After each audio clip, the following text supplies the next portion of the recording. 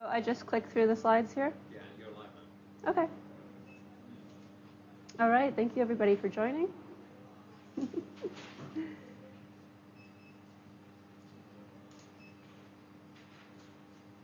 So welcome to First Steps to Ayurveda and Personal Health with me, Justine Cederberg. So I'll show the first slide, little picture of me here, showing that I'm an Ayurveda consultant and herbalist. Specializes in women's health, digestive problems, and marma massage.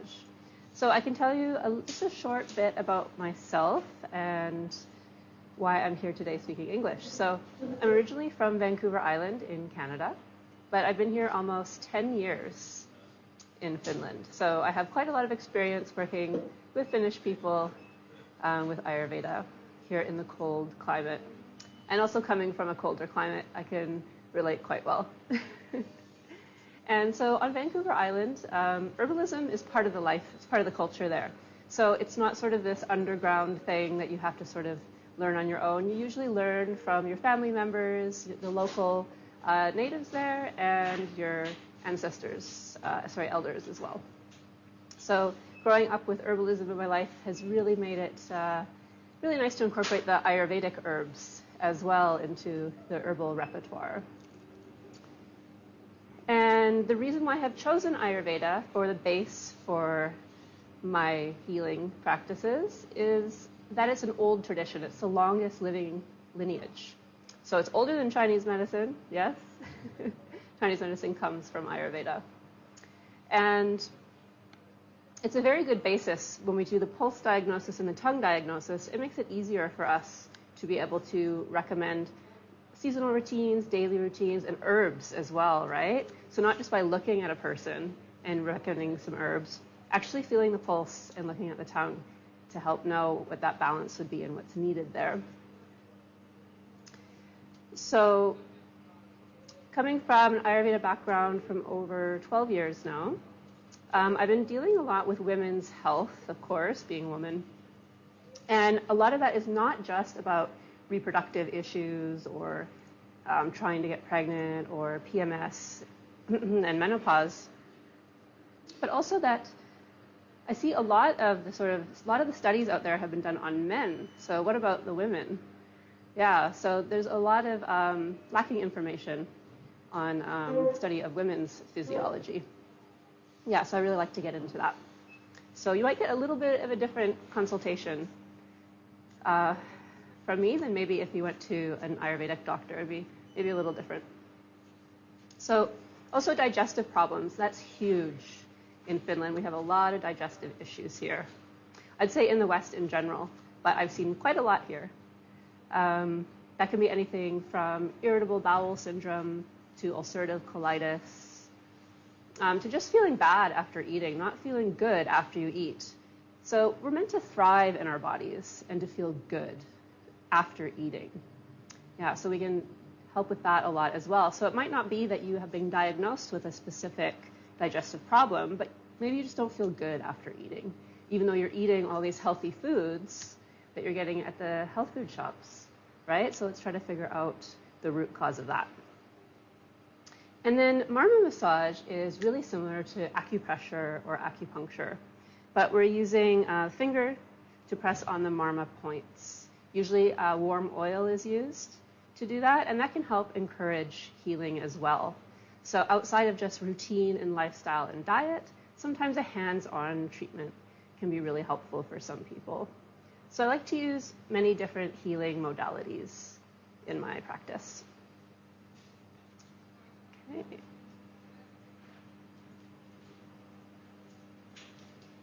So for those of you who are new to Ayurveda and a little unfamiliar, let's break down this word Ayurveda. So we have Ayus, which means life, and Veda, which is the science. So science of life is another good term for Ayurveda. So it's a natural medicine that's based on the body's inner balance and preventative lifestyle. So prevention is very much the basis of Ayurveda. So if you can come for an Ayurveda consultation before there's an illness or an ailment, that's actually really beneficial. So you can get on the Ayurveda track early enough to try to prevent illness. So try not to wait until there's a really big problem.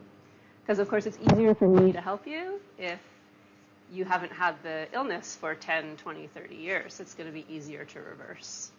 But, of course, we have lots of clients coming in that have had their illnesses for extended decades. And we can help with that. Okay. So, more about what is Ayurveda. The root cause. That's really what we're trying to get with at the basis.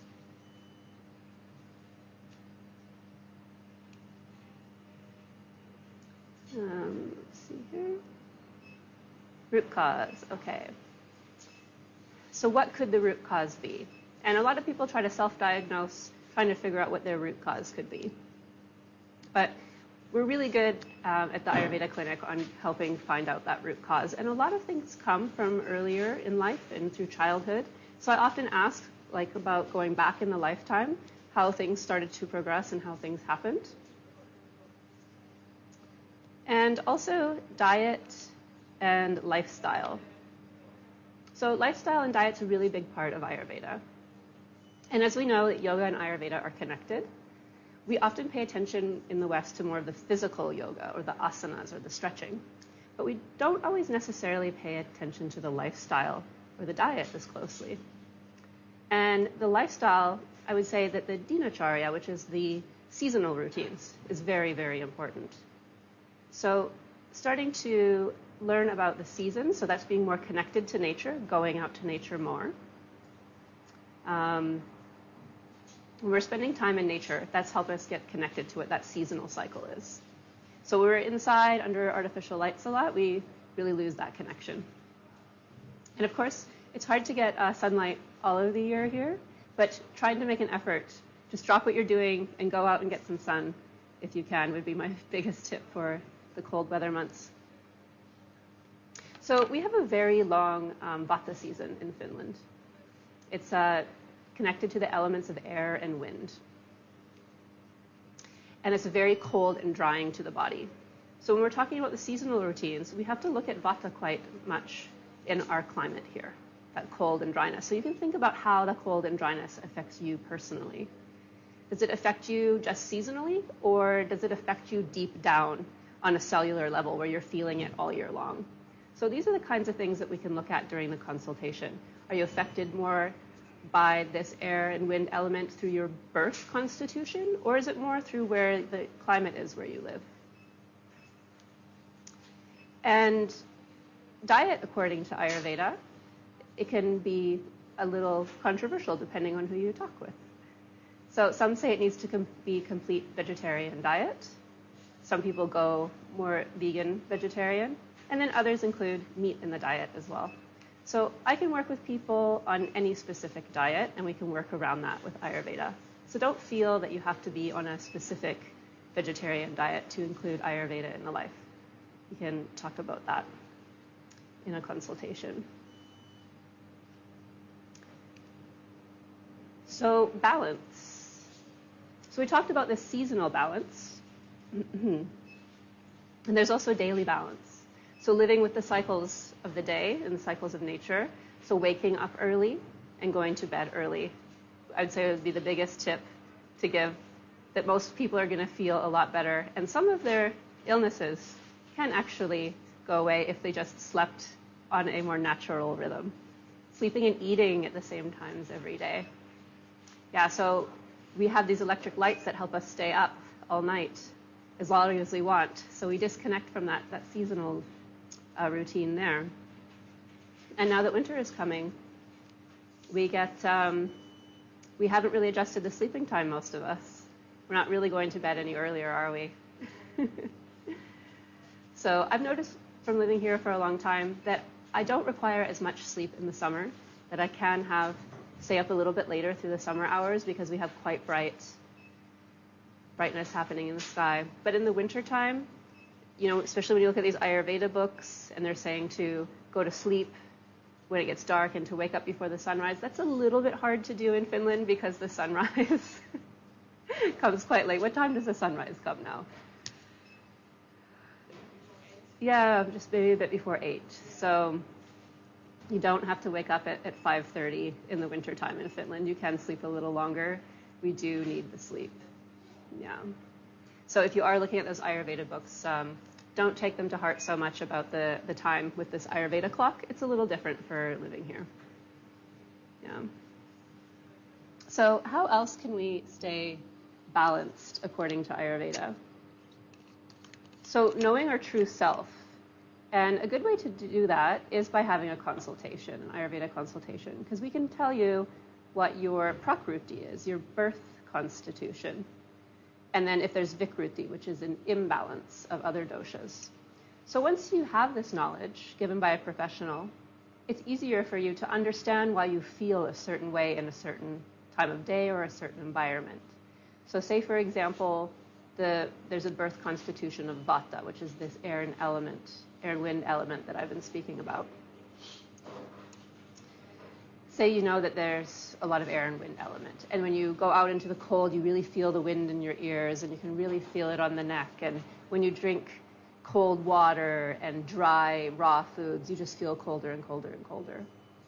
So that would be a good way for you to reverse that balance, would be to include warming, so the opposite elements, right? So you want, instead of cold and dry, you want moist and warm. So then drinking teas, always keeping yourself well covered, not going to exercise out in the wind if you know that that's going to make you feel more stressed and more cold.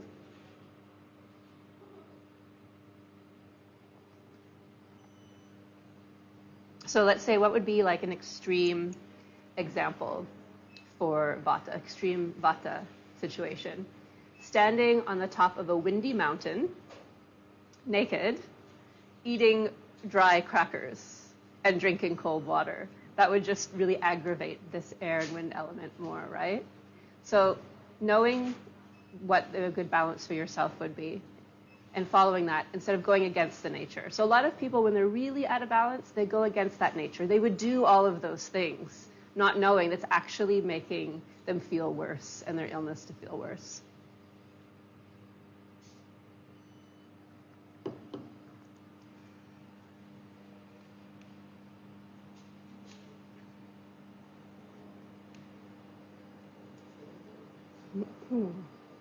So I talked a little bit about Ayurveda and why I use that as the base of my practice, and it's a very old medicinal system. So you can see here in the chart, it's from the Indo-European. Oh, skipped slides there.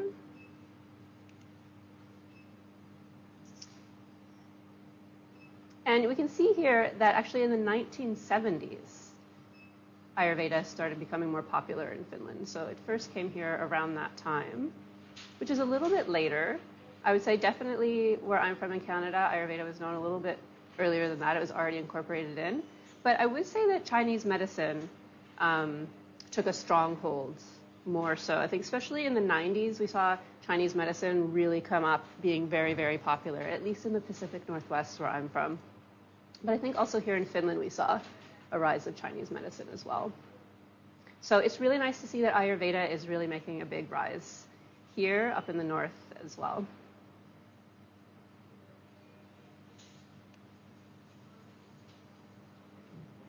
So Ayurveda in the 21st century. So who in the Indian Ayush Ministry have come to an agreement? So the World Heritage Medical Science Center will be built in Jamnagar, India. And Ayurveda has been widely adopted around the world. So finally, we are getting our recognition.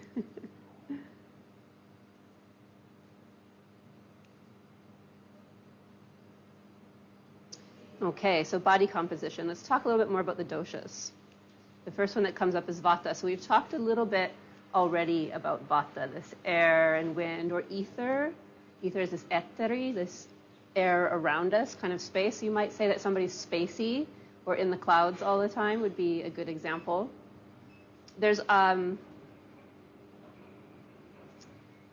guess the next slide talks about more of the lightness. So we'll just go through these three first, and then we'll get back to vata. So pitta is the fire and water element. So there's quite a lot of heat there, right? It's a mix of two. So they can get a little bit dried out if they're not careful with all this fire as the first element. And then kapha as earth and water. And you can see there's also color coding with each, which I think is quite helpful. Kapha with this water and earth element has more of a blue, like a cool or cold. And pitta, fire, and water has the red, this sort of warm, hot element. And vata being yellow has kind of more of this neutral lightness. Yellow is quite a light color. So you can think of it in those terms.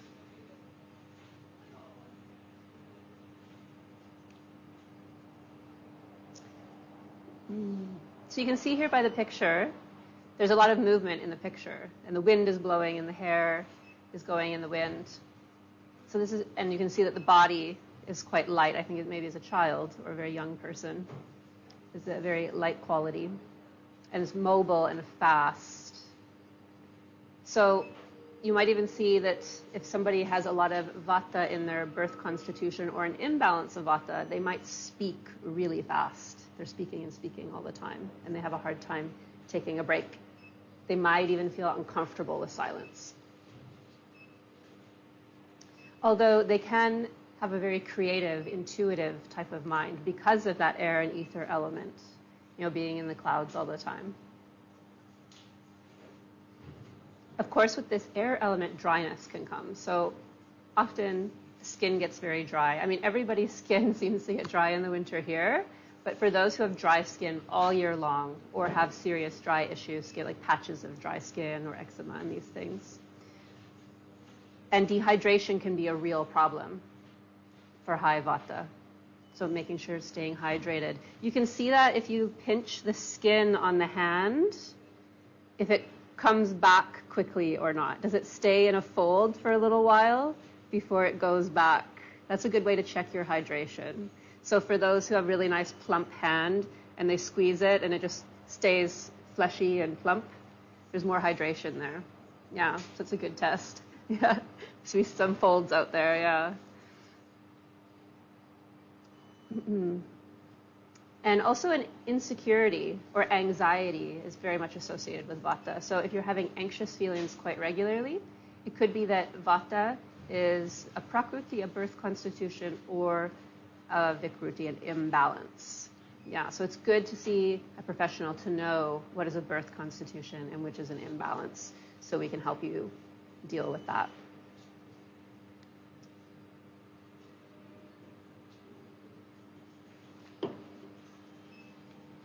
Okay, so let's move on to the next one. Oh yes, I didn't mention the rabbit part. That's right. So if we want to associate animals with the doshas, we can see that the rabbit is very quick and moving fast, jumping very quickly, not very grounded or centered. And the poops of the rabbit are these little hard balls. So that's a good indication that there's either vata imbalance or too much vata if the poop is coming out like rabbit poops. That's a very good sign. So that's lack of hydration, too much air and ether in the colon, too much dryness there. So there's a lot of good ways on how to balance that. So if you've been a rabbit pooper for a long time, don't worry, we can help you change that.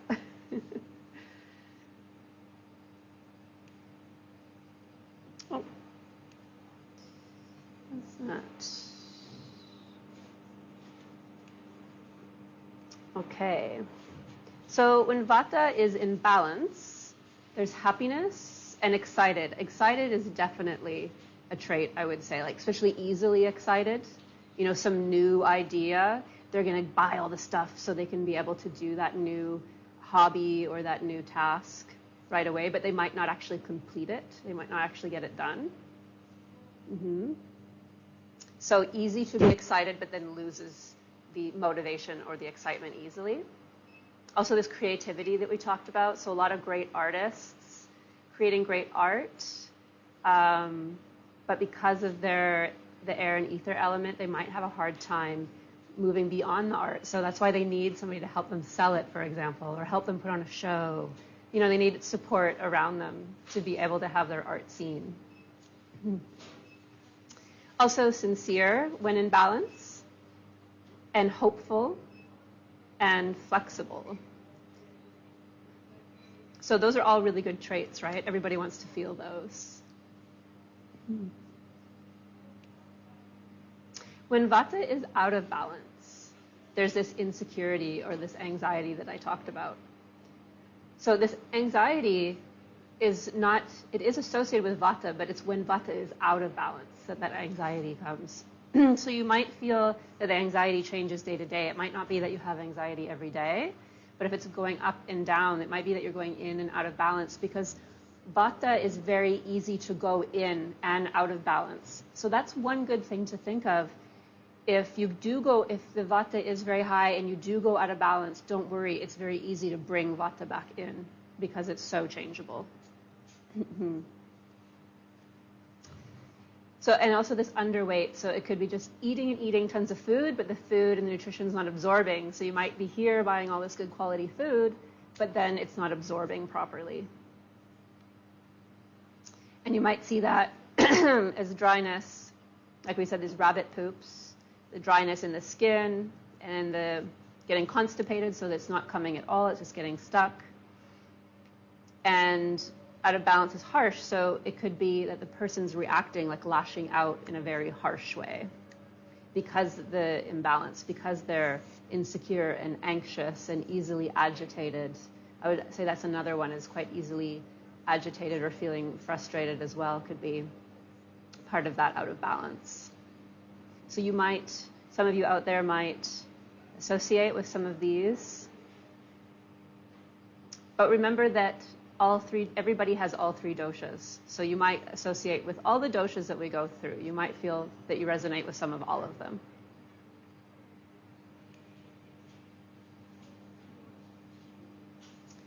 So Pitta dosha, that was that red one, that fire and water element. So it can be very effective and independent and sharp. We can even see the sharpness sometimes in the eyes, like the eyes can be very sharp and determined, or even the nose can have like a little sharpness to it. Very determined, so get stuff done. You know, not likely to procrastinate, but just goes and does it when they think of it. It's like, okay, let's go get that done. And feeling hot, like physically hot, like sweating a lot. And confident. So people that, walk around shoulders back, leading forward in the world, right? Have that confidence. That can be very much of a Pitta trait as well. So these are all pretty positive things when they're in balance, if they don't get too extreme.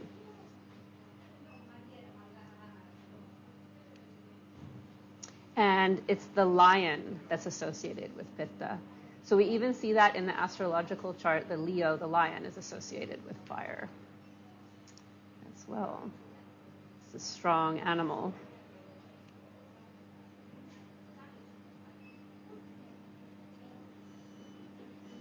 So when Pitta is in balance, there's loving, with big glowing heart, just like the lion we see in The Wizard of Oz. Very peaceful and loving. And passionate, so they're really excited about their ideas and love life and passionate about life. The determination can be so strong, they can really get anything done. So if you want to have like Pitta on your team, it's really good. The intelligence can be very, very high as well. So we do see a lot of people with very high IQ in this category. And their determination can make them very effective. So if you have a project or you need a team leader, because it's leadership, very much team leader. And we can all think of these types of people in our life, right? we have pictures of all these sort of people that we have in our life. So these great qualities can be really helpful, but if they're out of balance, we can see some quite negative aspects, which are unfortunate, the grumpiness and the anger that can come, and the criticalness. The critical, I think, kind of fits into all the doshas a little bit. We have a kapha type of critical and a pitta type of critical and a vata type of critical. I think as humans, we are really critical minded, especially in the modern world. So I do see that with all the doshas there. But the pitta criticalness tends to be very vocal. They're not going to hold back. They're really going to tell you what they think. Mm-hmm. And that heat in the body, that physically actually feeling hot, can come out as anger and aggression. So it might even start with like this sort of hot flash, like through PMS or menopause. It can start as like a female hormonal balance that makes you feel hot, and then you lash out in anger or aggressiveness. Or it could be that the weather is too hot. You know, we've had some pretty hot summers the past few years, and I have seen people feeling really uncomfortable in the summer heat here in Finland. Yeah, so there's a lot of good tips on how we can help you deal with that hotness, especially if you're feeling that hot all year long.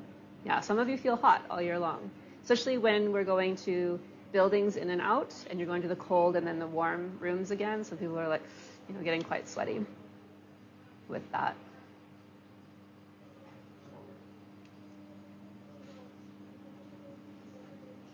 So let's take a look at kapha. That was the blue color that we were looking at that had the cold, wet, and heavy quality to it. So you can see it here in the picture. The chest tends to be a little larger, and the arms, so like shoulders, arms, and chest area, have a little extra there. So you'd say that would be stable, right? That would be like strong arms, strong shoulders, strong back, full-bodied. This can also have a really peaceful element that you can see it sometimes in people's eyes. Sometimes I say what is called a kapha eye, which is very big and beautiful, and the whites are very white and often very blue in color. And you can see that peacefulness in the big blue eyes. Like, you know, those people that are so laid back. You know, they're like, oh, okay, it's time for me to go now, and they just walk quite slowly, where other people would be stressing and sweating and running, but they're like, oh, no problem, I'll be there soon. And this reflective, so they like to have time to think about things. They don't want to make quick decisions. They want to get the information, chew on it, absorb it a little bit before they have to make a decision. So reflecting on things. And trustworthy. So really great partners and friends to have in your life. Because they can be very giving also. Sometimes too giving. They have so much, they're so stable that there's so much to give. So try not to take advantage of them for all their giving that they can do. And very regular. So steady and regular. Kind of like the flow of water, you know, like this. Or like a swan is, I think of the swan bobbing on the water. It's quite regular and steady. So what animal would we associate? Is the elephant, right? It's strong, it's stable, it's peaceful. They're known to be very smart with excellent memory. So yeah, the memory is quite good. So you can really rely on them to remember something if you've forgotten. Yeah. Mm-hmm. Welcome.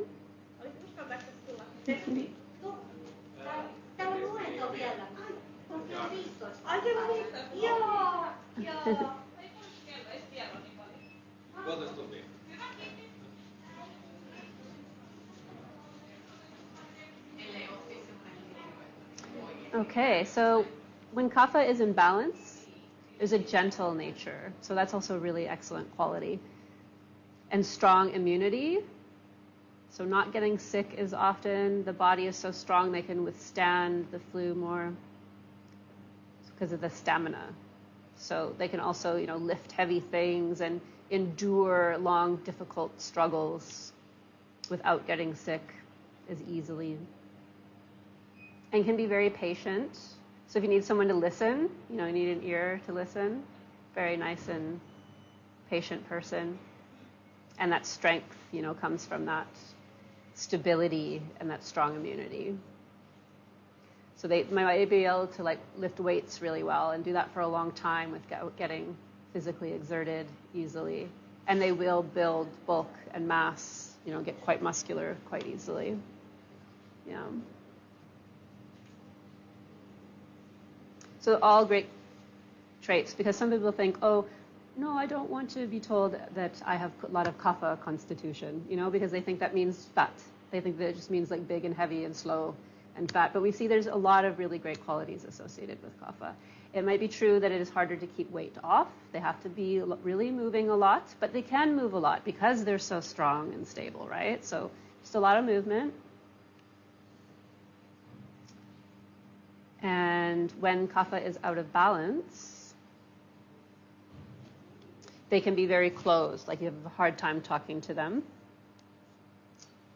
And very passive, so they're just like on the couch, not wanting to do anything. Although they should move, they really need movement, but they can sometimes, you know, when they're out of balance, get really stuck there as a couch potato, we would say. And then they start procrastinating. So it kind of cascades, I would say, like this from top to bottom. First, like, when out of balance, first they kind of shut down and get closed, and then they start not wanting to do much. And then the weight comes on because they're just not moving and sitting on the couch. And then the mind, in the end, then gets also cloudy from the lack of movement. And so then depression can set in. I would like even add at the bottom of this, like depression, depressive thoughts, because when the mind gets so cloudy from lack of movement that they need, then the depression sets in. But depression can be associated with any dosha, so it's not only specific to kapha, but it is common that if kapha goes out of balance and left unchecked, that depression can get really strong and hard to get out of again. So like attracts like, so it's the things that are similar are going to attract each other. So cold milk, something that's very popular here in Finland, right? Lots of cold milk. Comes from the cow, which is heavy in quality, right? So cold milk is heavy. The cow is heavy. It has a creamy texture. So you can think of things that are cold and creamy. What kind of substance would that create in the body? Would that create dryness or heat? No, it would create like this sort of slimy, wet quality, right? So if you have that sort of slime in your throat and wetness, always like coughing up something kind of wet from the lungs, when you do get a flu, it's just like huge amounts of mucus. You're constantly clearing your throat. Maybe the cold milk could be part of the issue, right? So what would be a good way to balance the milk so it wouldn't be so creating so much slime and cold quality to the body would be heating the milk or adding spices to the milk. So we have in Ayurveda what's called golden milk, and that's warming the milk and adding spices. You can buy spice mixes here actually to make the golden milk. And I always recommend putting a little bit of ghee in the milk also, so it's a good quality fat. Ghee is this kir kastettu voi. So this is really good. It's not the same kind of fat as like eating cheap oils or even eating loads of butter. Like a small amount of ghee is very nourishing to the entire system. But I would only add it to the warm milk with the spices.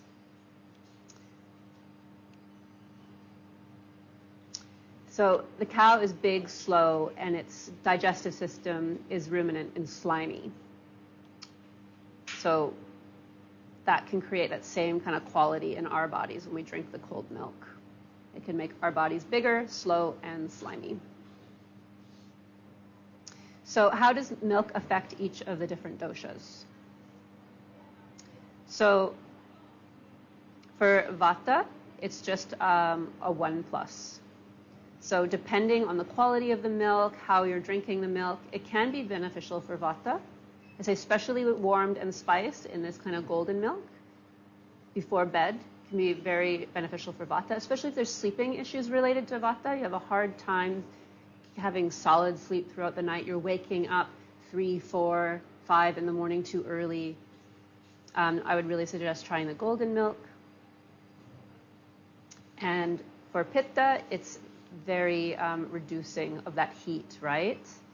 So maybe they can have a little bit more milk, but still I would recommend warm and spiced always with any sort of dairy products. I think what we're lacking a lot with the Finnish foods around the dairy is just that we're not spicing things. You know, we're eating things very plain. Like at most we use like salt and pepper in food and maybe some bay leaf and these really common spices, but we really need to add more. It's going to help break down the sliminess of the dairy. And for kapha, very much, of course, increases kapha because there's already that sort of wet, cold heaviness in the body. So it's just going to drag that down and make it even harsher. So a goat milk would be a better alternative. Again, warm and spiced. Always warm and spiced, especially for kapha if they are going to make the exception with the dairy.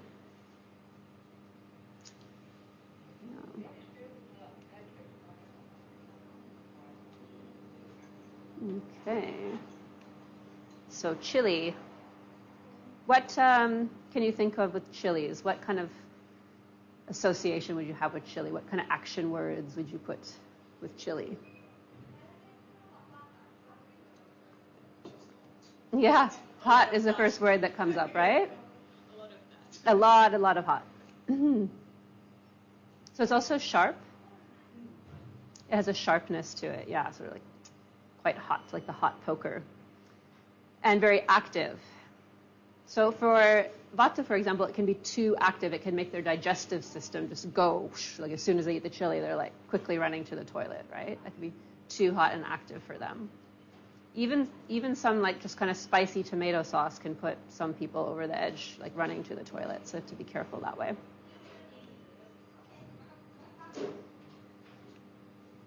Yeah, so you see it's got 2 pluses for vata, increasing vata twice. And what do we think is going to be for pitta? I think we can guess it's going to be 3, right? 3 plus. So I see this quite a lot actually. Let's talk about, we talked about an extreme of vata being on the mountaintop and eating the cold food in the wind. What would be an extreme for pitta? That would be standing on the beach at midday.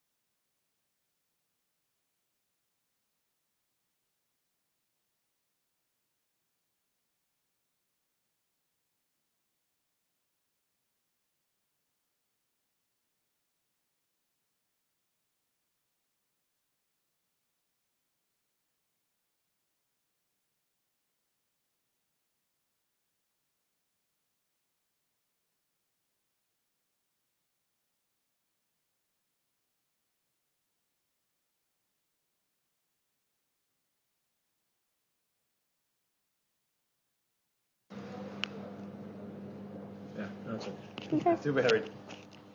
All right, little technical difficulty.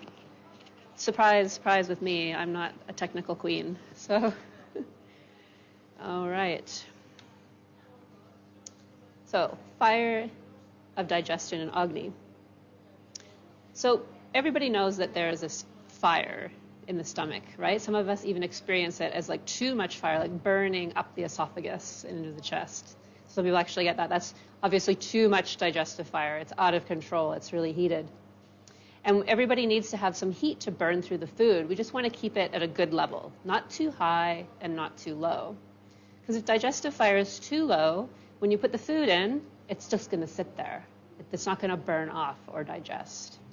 So according to Ayurveda, improper Agni is a root cause of many illnesses. So when people have some illnesses and they're trying to get to the root cause, what could the problem be? It's often that the digestion is not functioning properly. And Ayurveda has known this for a very long time. But modern science is like now saying like, hey, did you know that there's a connection to our health and our gut and to our brain and gut health? So we've always known, but so it also feeds the mind and the consciousness. So we're talking about this gut-brain axis. So what are some ways to have strong Agni? So digesting the food well and eating foods that are easily digestible. And everybody's going to be a little bit different on what they digest. And I'm not talking just about food. We're also digesting our experiences and our emotions. So if you know that there are situations and people that are not good for you, you do not digest it well, try not to include that in your life. You know, if you know horror movies before bed, you're not going to digest that well, and you're just going to have nightmares all night. That's also poor digestion. So not just the food that we're thinking about there. So we haven't talked about this word ama yet. Another good word for it is slag, or undigested byproduct. So ama accumulates through not just improperly digested food, but also these experiences that I mentioned. You might see ama on the back of your tongue. It might, this coating on the tongue, it might be white, yellow. I've even seen green and brown. Yeah, so it can be many different colors. Everybody has a little bit on the tongue. We need to have a little bit of natural coating. But when you get home, you can look in the mirror and see what the coating looks like on the back of your tongue. So if you have quite a lot back there, I really recommend coming for a consultation so we can help you clear that up. Because that means your Agni is not functioning properly. It's either too low or too high. So not burning through the food properly. So when you have strong Agni, you have energy. You feel good. You can exercise and feel great, not be too exhausted afterwards. You can get through the day without needing caffeine and stimulants. And you have regular digestion. So you go to the toilet every day, around the same time usually, and it's around the same texture. So kind of like a banana is the goal. So we talked about rabbit poops earlier. We don't want to have like rabbit poop every day or really loose stomach every day. This is not proper Agni, right? So we want to have like kind of like pieces of banana, or like a banana is the goal to aim for. And when the immunity is strong, so you're not getting cold and flu regularly, that means your Agni is strong. So you know those people, right? They're just never sick. They have good balanced Agni. Okay? If you have flu and cold all the time, we have to look at the Agni. So good overall health when Agni is strong.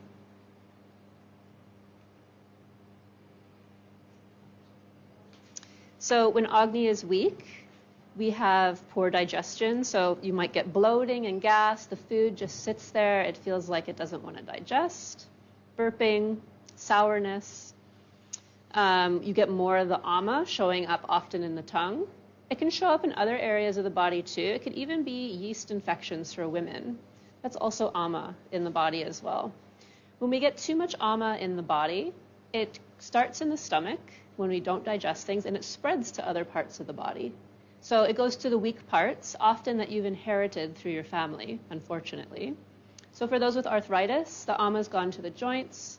For those with asthma, the ama's gone to the lungs, and so forth. So this is why we want to reduce the ama. by having good, strong digestion. Because when the Agni is weak, we have low energy. It's hard to get through the day without caffeine and stimulants. The digestion is either too slow or too fast. So it's either the food feels like it's sitting there, you get constipation, or it just goes through you so quickly you're not absorbing anything. You're running to the toilet and you're having loose, and then you don't absorb all that great nutrition that you just put in from buying all your food here, right? So also your immunity gets low. So you're getting cold and flu regularly, and you're more susceptible or vulnerable to diseases. So we see the downhill slope of having weak digestive fire and weak Agni. So how is a way that we can test for ourselves the Agni function, more than just listening to our gut, is by looking at the finger analysis. So when we give Ayurveda consultations, we always look at the fingers. And you can see, do you have these little half moons on your fingers? So here, you can see the size of the half moons there. So some of you might not have any half moon at all. Or some of you might just have half moons on the first few fingers, and then when you get near towards the index and pinky finger, there's nothing there at the end ones maybe. It's quite common that we have 3, and then the last 2 there's no moons. Yeah, I see some nodding out there. 3 and then no moons at the end. So when you have 3 and then none on the last parts, it's pretty easy to correct the Agni then. It hasn't been an issue for super long time. It hasn't been going on maybe chronically for 20 years. But if you have no moons on any of the fingers, it means the Agni has been impaired for quite a long time, and it's a little harder to get back on track. But you can do it. Yeah, but that's a good way to look. Of course, there's always areas where there's a special exception for certain people. But that's a good way to look at the Agni.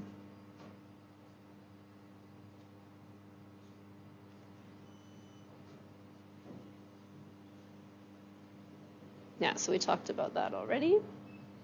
Okay, and we talked about already the ama on the back of the tongue. So you might see a coating on the whole tongue from back to front, but the back part of the tongue is the most important where the coating is.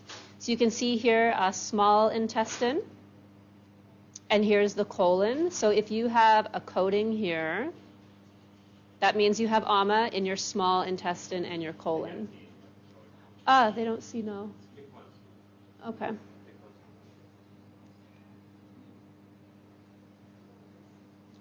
Yes, I see that now. So yeah, small intestine, colon area. If the coating is there, there's quite a lot of ama in the digestive system there. We can also look at the whole tongue during Ayurveda consultation and see how the other organs are functioning as well in the body. So you might have coating over the other parts of the organs. You might have little bumps or red marks or little white dots over other parts of the tongue. So that shows us quite a lot as well. We can also often feel how the organs are functioning through taking the pulse. So good pulse readers can check on the organs as well through the pulse reading.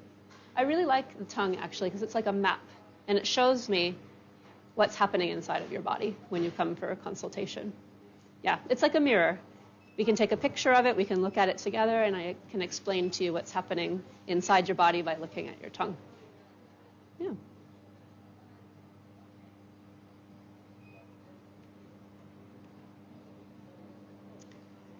So what lowers the digestive fire or the Agni? So we were talking about this Agni that we want to make sure it's not too high or not too low. So cold drinks, soda pops, right? Food that is difficult to digest. You feel like, it's just sitting there, it's not digesting. Improper food combinations, that could be quite a while to talk about those, but I would say a common one in Finland is mixing the meat and the dairy. It's very much in the Finnish cuisine, right? That we have creamy sauces with meat. So that's quite difficult to digest. It's quite heavy. Of course, we need those kind of heavier foods more in colder climate. So maybe you don't need that during the summertime. Maybe think about that. Like, okay, it's cold today. I really need this nourishment from the dairy and the meat. But maybe in summer, in springtime, you want to lighten it up a little more. The other one was that we talked about yesterday in Tampere, that forage and raw berries. Yeah, people eat that a lot too as well. Yeah. So it's better to eat it forage with like jam Yeah, cooked berries, where you make it into like a jam, yeah. So I often make like chutneys actually with the berries. We have quite a lot of berries in my yard, and I don't like to eat too many berries at one time because they are quite sour and quite heating. So I do make jams and chutneys for the rest of the year to add to porridges and to add to foods and things. So chutney is, often like fruit or berries, mango chutney, berry chutney, and then you add spices to it. And then you have these little jars that you've made, and then you can just put it into like all your foods. You can put that onto the porridge. Because a lot of people just take like the frozen berries from the freezer and then like dump it onto the porridge. But yeah, it's actually quite difficult to digest. Or they like to do yogurt with the berries. It's also bad combo. But the food combos we could talk about for at least an hour. But those are just some examples of some of the foods that don't digest well together. Oh, let's go back. Also, inactive lifestyle, right? If you're just sitting and not moving, especially if you have a lot of this kapha, this water quality, it's just going to create more of that heaviness to the body. Stress, of course, is going to reduce your digestive fire. And food that's too bland or too simple. So if you're just eating, dry crackers and plain white bread all the time, that's obviously going to lower your digestive fire. I think that's why, for example, my husband doesn't like just plain porridge because it reminds him of the army where all the food was really bland, he said. It's this sort of bland food that you would maybe have in like the army. Yeah. So again, I talked about the Finnish food tends to be a little bland. We need to add more spices to the foods. More than just salt and pepper. We need to be able to get creative and add more of those spices. I really think we were supposed to trade spices. They're very light, easy to dry, and to transport around the world. And we traded spices before we traded really anything, So we were supposed to trade those things. I'm not saying you should eat all Indian food and, bring all the coconut water from there, which is heavy and hard to move. But spices are definitely very good. And how do we make the Agni stronger? Through eating regular meals. So 3 times a day is good, especially if you feel that you need 3 meals a day. And trying to keep them at the same time every day. So don't have breakfast one day at 8 and then the next day at 11, always changing it. Or having dinner at 5 and then dinner at 9, Try to keep it around the same time. I know it's hard if you have shifts at work that change quite dramatically, but maybe your goal could be to try to keep those shifts more regular, to aim towards having more regular schedule in your life. And we talked about the easily digested food and warm water. So a lot of people carry around like a thermos of water and then they sip it throughout the day. So I often do that. Like when I have a writing day, I have my thermos with me with something warm, and sometimes it's just warm water. Because if you drink warm tea constantly, it can also be drying for the body. Tea, even herbal tea without caffeine, if you drink too much of it, it can be too drying. So a little warm water and sipping on that throughout the day. It's also been shown, to help with weight loss because it's increasing the digestive fire. And exercise that's not overly strenuous. So we always say, exercising to like 60%. So that means if you're going for a run, don't put 100% there because then you have nothing to get back home, right? So about 60% for your round trip of your running or your bike riding. Because once you go over that 60%, you start putting your body into stress, and that reduces the Agni and actually doesn't even help with weight loss because you're actually adding more stress. And eating in moderation and only when hungry. So we talked about the 3 different doshas already. And we notice sometimes when kapha quality is high, the hunger isn't as strong. So maybe when they wake up in the kapha morning hours of the day, that's from 6 in the morning till 10 in the evening, there might not be a feeling of hunger. And that's okay. Maybe they don't need to have breakfast. It might be okay to skip. But if you wake up hungry in the morning, please eat. That means that you need the food. Yeah. And if you are trying to lose weight, it's better to have an earlier dinner so you have that 11 or 13 hours rest of your digestion, and then you eat breakfast in the morning. So rather than skipping meals, just have early dinner and then have your breakfast when you wake up. So that could be an intermittent fasting, just with that 11 or 13 hours there. And going for a walk after eating can be really beneficial for some people, especially kapha after dinner, because instead of going to lie down on the couch and eat more potato chips after eating dinner, it would be good to move and get that heaviness of the body. And the spices that I've already talked about those, like really incorporating those spices there. And most people manage quite well with all of these spices. If you notice that ginger makes your digestion move too quickly, then you can reduce the ginger or just have a little fresh ginger. But I think we've all been having black pepper in our diets for most of our lives, so we all seem to digest that well. The turmeric, the curcuma, really needs to be cooked for it to digest and to absorb well. So really make sure that you're cooking it into the food and adding a little bit of the black pepper for the absorption there. Okay. All right, I guess we're getting near the end here. What is our timing like? Yeah, you could go. Okay, so you go on some more. How much more time do I have? Well, it's 2 minutes to 2, but it doesn't matter. Okay, so that went well. Okay, so I could go on for hours about Ayurveda, especially about herbs, but maybe it's time to ask some questions.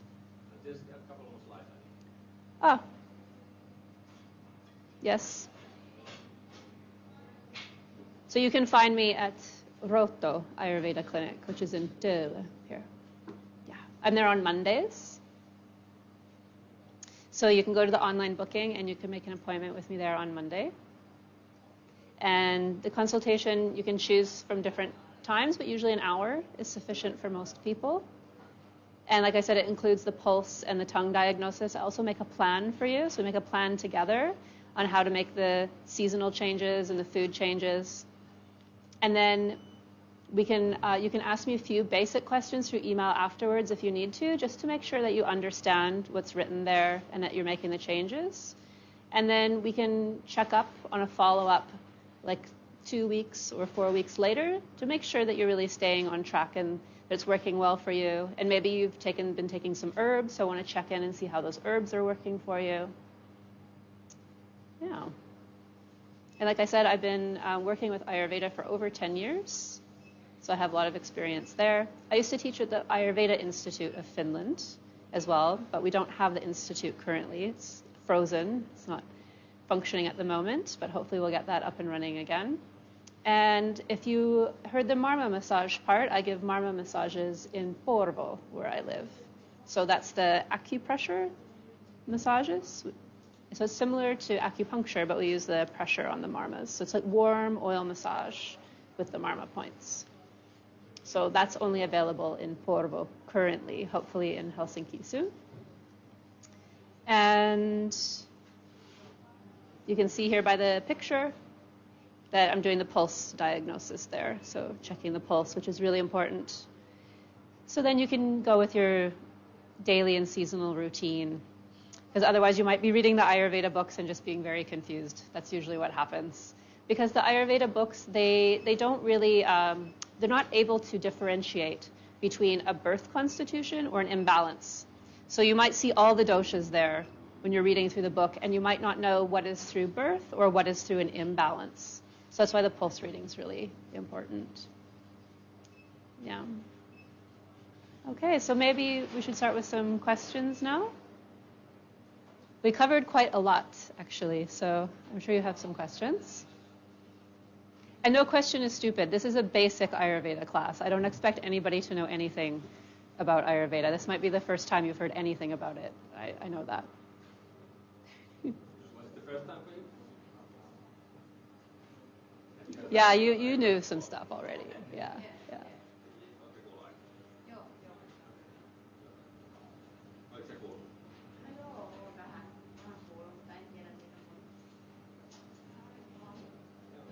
I have a question. Yeah. How does meditation relate to Ayurveda health? Well, of course, meditation is very important. So that's something that we would cover during the consultation. And I think active meditation can be very good for those who are struggling, that they're so busy in life that they have a hard time actually making the time to sit and have that quiet meditation in their life.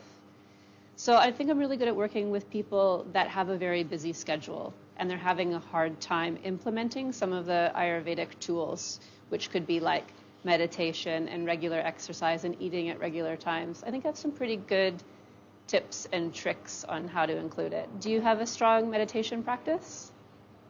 Yes, I would say so. Yeah, well, that's great. So you might feel that your health is quite balanced or not just because, but partially because you have a strong meditation practice. Yeah, but most people they really have little meditation in their life, or zero. So. You done yoga also? Yes, I've done yoga. Yeah, yoga is part of Ayurveda. So it's a kind of a subset. Also from India originally, and it's very often covered in Ayurveda also. You can do yoga, it's better for everything. For sure.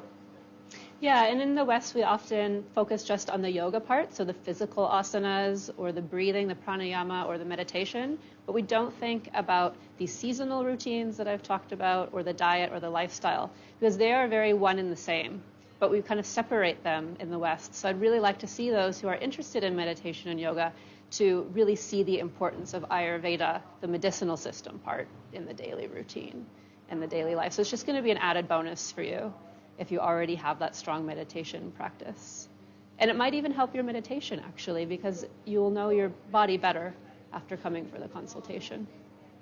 Yeah, and what your body needs. Yeah. Yeah. Yes. What I already read about Ayurveda, I'm always thinking that is there like, does it matter if you use Indian herbs or would there be some Finnish herbs to what's the word, korvata, like substitute? Yeah, substitute. Yeah. Repeat the question.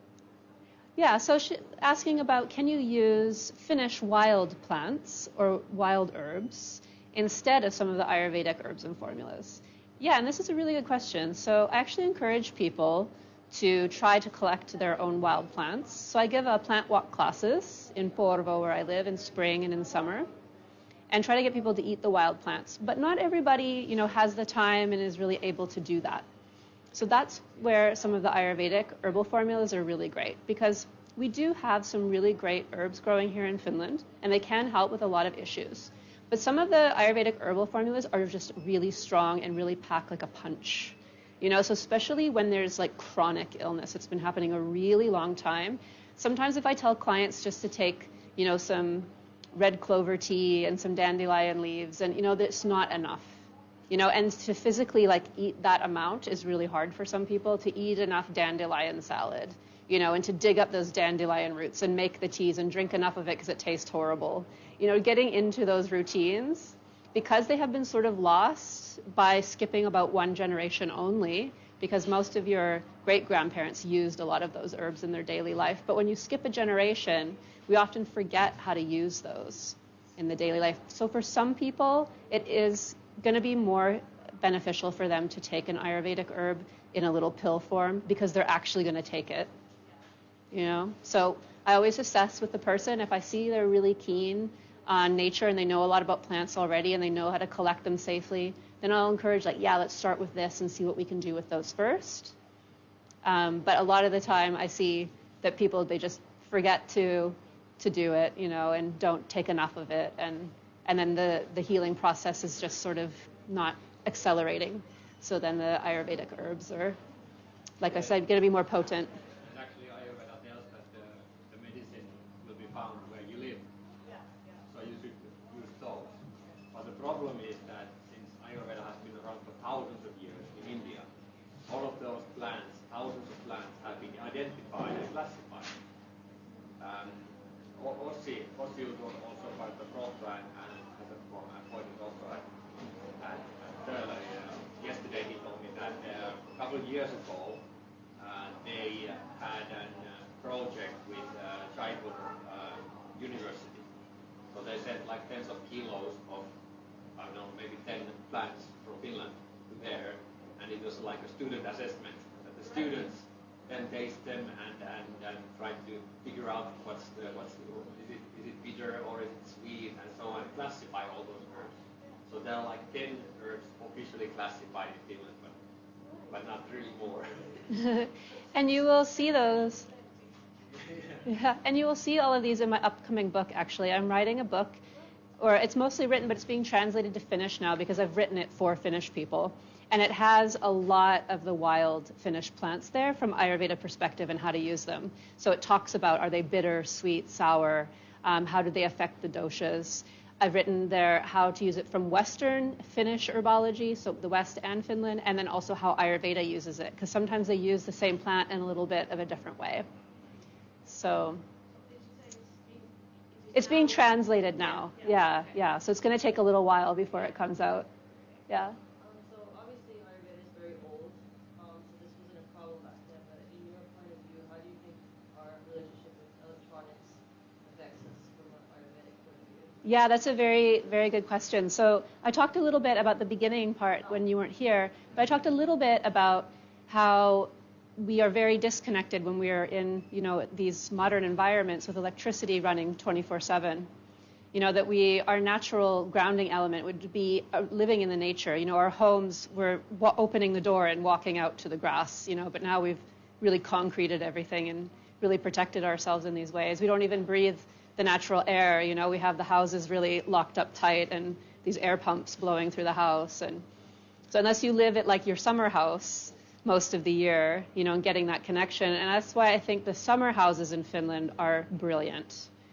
So at first I didn't understand when I moved here, like, what, people have 2 houses? That seems really expensive and complicated, and, how does that work? But living here for 10 years, I really see that I think that's why, the health here, at least maybe not so recently, but for a very long time, the health has been quite good because we have always had these retreats back to the nature in the summertime, so we can get reconnected to the earth and feel more balanced in our bodies. Because of course we're not supposed to be in artificially stimulated environments, according to Ayurveda. Ayurveda recommends being barefoot, walking in the sand. And whenever I talk to Ayurvedic doctors, I'm like, hey, I live in Finland. Like, you can't really walk barefoot in the sand. It's really hard to get that because you get a lot of minerals through the feet that way. And they're like, yes, I see. That's quite challenging. But then I tell them about the summer house and how people are usually walking barefoot there. But it's just for part of the year. It's really hard to walk barefoot outside most of the year. I do know some Finns who do it, but they're a little eccentric. Yeah. And another way to think about electricity and everything is to identify what is it? So it's like, it's not heavy, it's fast. If you think about just electricity and touching, it's stingy, it's sharp. So it's more like aggravating pitta and vata. So some people don't sleep with their phone by their bedside because it's constantly making radio waves which are aggravating your vata. So you need to move it away so you have more peaceful environment. But if you're a kapha person, it doesn't really affect you at all. But if you're pitta with a pitta, or if you're vata with a vata imbalance, then you need to do it. Except for kapha, it can make you more lazy because it can make you be watching movies and on the computer on the couch all day because you can get in that downward spiral of depression through the electronics that way. But yeah, I would say vata energy is very much in the electricity because it's that movement, that continuous slow movement, no resting.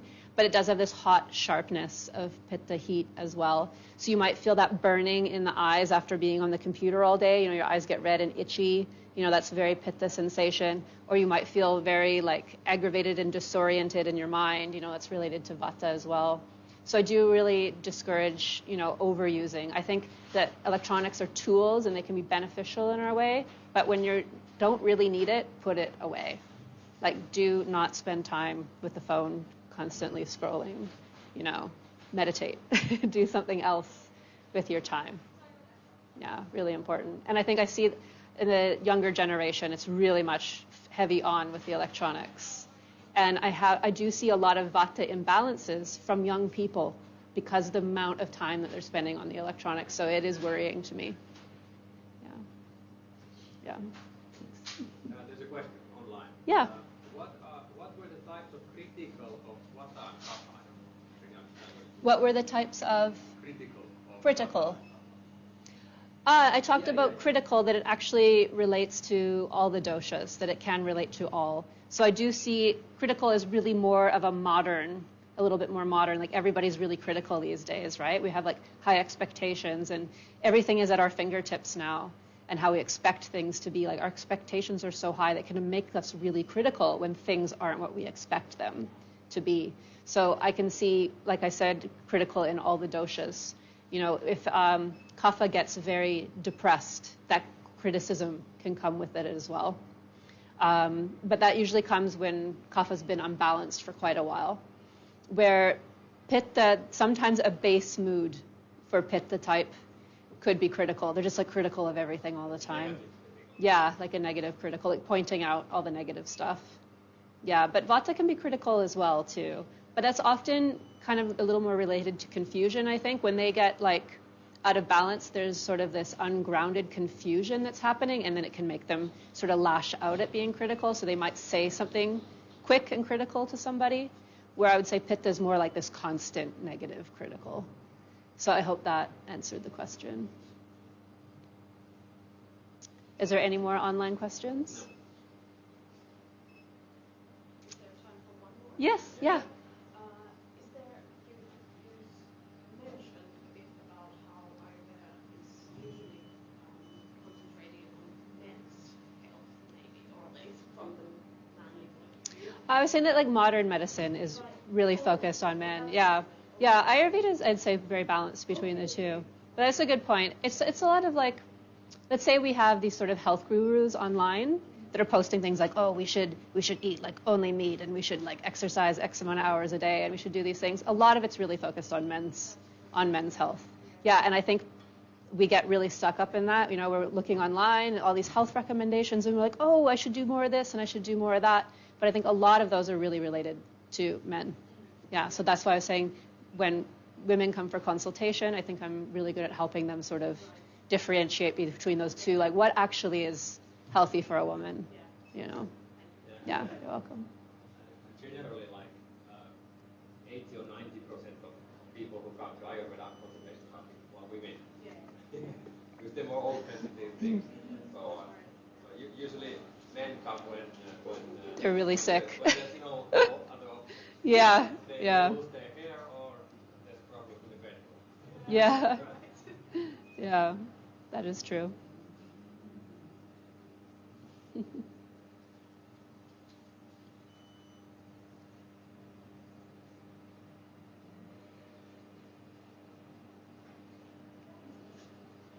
Well, is that it for the questions then?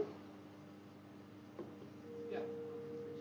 Okay, well, I hope to see some of you at the clinic. It'd be really nice to see you there on a Monday. On Mondays, it's from 10:30 onward. So I think the last appointments on Mondays are at 4:30. Yeah, yeah.